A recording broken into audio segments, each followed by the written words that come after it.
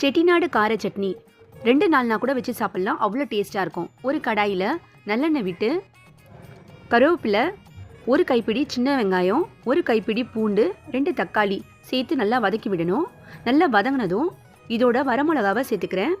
காரத்துக்கு தகுந்த அளவு வரமிளகாவை சேர்த்துக்கோங்க. நல்லா வதங்கினதும் இதை நல்லா ஆற விட்டு கல்லுப்பு கொஞ்சம் சேர்த்து இதை கொரன்னு அரைச்சி எடுத்துக்கலாம். இப்போது கடாயில் நல்லெண்ணெய் விட்டு கடுகு, உளுத்தம்பருப்பு, கருவேப்பிலை சேர்த்து அரைச்சி வச்சுருக்க இந்த விழுதை இதோட சேர்த்து கொஞ்சம் தண்ணியை விட்டு நல்லா கொதிக்க விடணும். இதோட புளி தண்ணியை கொஞ்சம் சேர்த்துக்கிறேன். ரொம்ப புளி தண்ணி சேர்த்துக்காதீங்க, ஒரு 2 டேபிள் ஸ்பூன் சேர்த்துக்கிறேன். இப்போ இது நல்லா கொதிக்கணும். நல்லா கொதி வந்ததும் எண்ணெய் பிரிஞ்சு வரும்.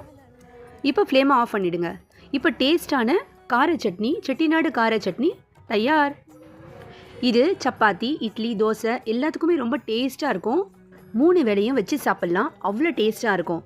இந்த ரெசிபி பிடிச்சிருந்தா நம்ம பேஜை ஃபாலோ பண்ணிக்கோங்க.